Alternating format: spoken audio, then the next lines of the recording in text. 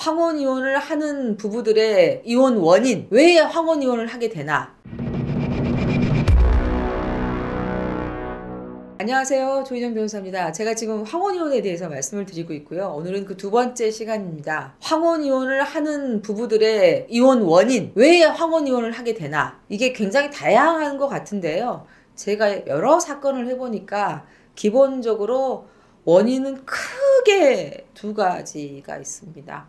첫 번째는 뭐냐? 권위적인 남편, 가부장적인 남편과 플러스 시댁 1번. 그 다음에 두 번째는 이 남편이 어렸을 때 가난했어요. 그래서 성공해야겠다라고 해서 돈에 대해서 엄청나게 집착합니다. 자, 이 두 가지가 결합된 경우가 가장 전형적입니다. 하루아침에 그냥 생기는 게 아니고요. 이런 갈등이 결혼 초기에 이미 나타나요. 이게 쭉 계속 되는 거거든요. 그럼 어떤 식으로 나타나나 한번 보죠 뭐. 자, 남편이 권위적인 성격이에요. 뭐냐면 나를 따르라 이거지. 내가 옳다. 그리고 여자는 결혼했으면 어떻게 해야 돼? 남편한테 복종해야 돼. 그리고 보통 남자들이 이 머릿속에 어떻게 돼 있냐면 가족은 내가 결혼해서 새로 이룬 가족이 아니고 나의 원래 가족, 내 부모, 내 형제가 더 중요해요. 그래서 새로 내가 얻은 내 아내는 내 부모를 모시기 위해서 필요한 존재, 내 형제들한테 봉사하기 위해서 필요한 존재, 이렇게 생각을 하거든요. 남편이 이렇게 생각하니까 시부모가 어떻겠어요? 자, 일일이 간섭을 합니다. 시도 때도 없이 들이닥쳐갖고 냉장고 검사해요. 냉장고 막 열어봐. 너 냉장고 살림을 이따위로 하냐? 옷장을 딱 열어봐. 그래갖고 너 또 새 옷 샀어? 내 아들이 번 돈 왜 이렇게 헤프겠어? 내 아들이 힘들게 돈 벌어오는데 반찬이 이게 뭐야? 뻑 하면 그러는 거죠. 친정에서 그렇게 가르쳤어? 그렇게 배워왔어? 애들 앞에서도 뭐 가차가 없습니다. 그리고 뭐 장인 장모 이름 수시로 불러댑니다. 누가 걔한테 꼼짝도 못하더니 너도 나한테 그렇게 기어올라. 자, 이런 식으로 아내를 무시하고 모욕하고 멸시하고 시도 따위도 없습니다. 심지어 장인 장모 앞에서 친정 식구 모임에서도 자, 욕하고 무시하고 모욕하고 이렇게 살아야 됩니다.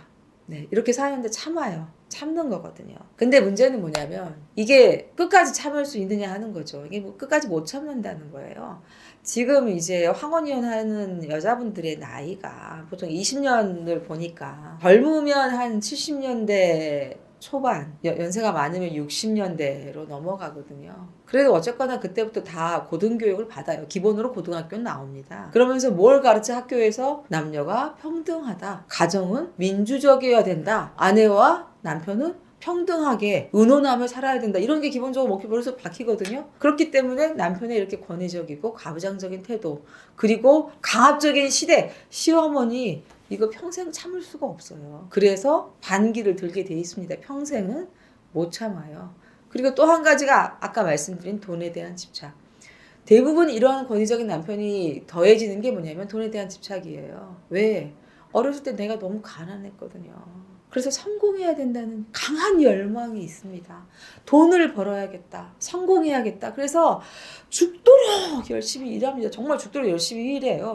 회사에 엄청나게 충성합니다. 그래서 출세해요. 임원 되고 돈 벌고 사업 성공하고 부자 됩니다. 자, 그런데 그 과정에서 자기의 모든 에너지를 어디에 쏟아요? 일에 쏟아요. 자, 이분들 머릿속에 가정, 아내에 대한 애정, 자식에 대한 보살핌, 이게 들어갈 틈이 없어요, 머릿속에. 그러니까 아무리 이 얘기를 해봤자 그게 귀에 들어가지를 않아요. 쉽게 말하자면 프로그램이 안 깔렸어요. 컴퓨터로 말하면. 아무리 말을 해도 행동이 바뀌지가 않습니다. 자, 이게 기본이고 플러스 되는 게 뭐냐? 이제 화가 좀 더 다혈질적이다. 더 독불당군적이다. 이렇게 되면 뭐가 되죠? 폭행, 허건, 이거 나오죠. 진단서 몇 개씩 나오는 경우 굉장히 많습니다. 자, 물건 던지고 부수는 거 이건 기본이야. 그리고 손 발로 뭐 때리고 차고 이건 기본이고요. 자, 자식들한테 골프채 휘둘러 의자 던져 베개에 칼 꽂는 것도 봤어요. 저요. 무섭더라고요. 갈비뼈 부러지고 뭐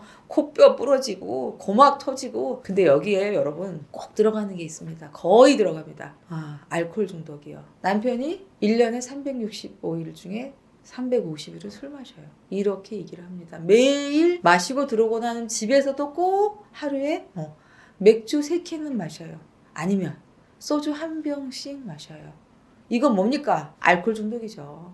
본인들은 그냥 그 반주로 뭐 그 정도야. 그게 무슨 술이야. 이렇게 얘기하거든요. 여러분, 내가 하루라도 술을 안 마시면 뭔가 이상해. 조금이라도, 한 잔이라도 허전해. 이거 알코올 중독입니다. 여러분, 가정을 사랑하신다. 나 이혼당하기 싫다. 이러면 내가 계속 술을 마시고 있다. 이렇게 되면 알코올 중독 치료 꼭 받으세요. 알코올 중독 너무너무 중요해요. 알코올 중독이 황혼이혼에서 거의 빼놓지 않고 나오는 메뉴입니다. 기본 메뉴요. 아시겠어요? 자, 여기에 더해지는 게 뭐냐? 습관적인 바람둥이. 아니면은 경제적인 무능력. 그리고 뭐 주식 투자 실패. 뭐 성격적인 이상. 뭐 이런 거 이렇게 쭉 있는데요. 자, 기본은 뭐다? 가부장제와 돈에 대한 집착. 이것이다. 한마디로 말해서 이런 상황에서 이혼은 어떻게 될까요? 정해진 결론이죠. 종착역이에요. 자, 기차가 종착역으로 계속 가고 있을 뿐인 거죠. 근데 언제 도착하냐? 요 문제만 남은 상황입니다. 자, 다음 시간에는요. 그러면 그분들 이거 왜 이렇게 20년 넘게 참았어?